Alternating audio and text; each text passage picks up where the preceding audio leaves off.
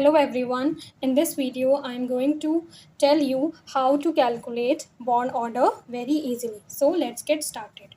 ये हमारे पास ये गिवन हैं कुछ स्पीशीज़ जिनके हम लोगों को बॉन्ड ऑर्डर फाइंड आउट करना है. तो सबसे पहले हम लोग N2 का फाइंड आउट करेंगे. N2 में कितने नंबर ऑफ़ इलेक्ट्रॉन्स हैं? 14 इलेक्ट्रॉन्स. कैसे? एक नाइट्रोजन में कितने इलेक्ट्रॉन्स होते हैं? 7. दो नाइट्रोजन है, N2 है, तो 7 2 14 इलेक्ट्रॉन्स हो गए N2 में. तो अब N2 का बॉन्ड ऑर्डर हमको सबसे अच्छे से याद रखना है. क्या होता है N2 का? 3. ठीक है. अब N2 प्लस में कितने इलेक्ट्रॉन्स हैं? 7 2 14. प्लस का मतलब होता है कि एक इलेक्ट्रॉन लूज़ कर दिया. तो 14 - 1 इज़ 13. N2 प्लस जो स्पीशीज़ है उसमें कितने इलेक्ट्रॉन्स हैं? 13.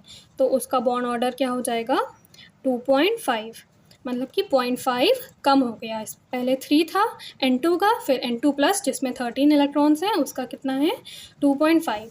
अब C2 में कितने नंबर ऑफ़ इलेक्ट्रॉन्स हैं? 6 2 12 इलेक्ट्रॉन्स हैं. तो उसका क्या हो जाएगा बॉन्ड ऑर्डर? 2. फिर C2 प्लस में 6 2 12, एक प्लस चार्ज लगा मतलब कि एक इलेक्ट्रॉन लूज़ कर दिया. तो कितने इलेक्ट्रॉन्स हैं? 11 इलेक्ट्रॉन्स. तो उसका बॉन्ड ऑर्डर क्या है? 1.5. आप लोग एक चीज़ नोट कर रहे होंगे कि 0.5 कम हो रहा है. तो ये ट्रेंड हमको याद रखना है. अब B2 में कितने इलेक्ट्रॉन्स हैं? एक बोरॉन में 5 होते हैं, तो 5 2 10 इलेक्ट्रॉन्स. तो इसमें भी हम लोग 0.5 कम कर देंगे. क्या हो जाएगा? 1. इसी तरह नीचे भी ये ऑर्डर फॉलो होगा. N2 माइनस का मतलब होता है कि एक इलेक्ट्रॉन गेन कर लिया. तो N2 में कितने हैं? 14. 7 2 14 प्लस 1 50. तो यहाँ भी 3 था, तो 3 से 0.5 हम लोग कम कर देंगे, 2.5. फिर O2 में कितने हैं? 8 2 16 इलेक्ट्रॉन्स. यहाँ पे 2 हो जाएगा बॉन्ड ऑर्डर. O2 माइनस मतलब कि 6 2 12, सॉरी 8 2 16 प्लस 1 17 इलेक्ट्रॉन्स. इसका क्या हो जाएगा? 1.5. फिर O2 2 minus 8 2 16 plus 1 plus 2 add करना है क्योंकि इसने 2 इलेक्ट्रॉन्स गेन किए हैं. तो 8 2 16 प्लस 2 18. तो इसमें क्या हो जाएगा?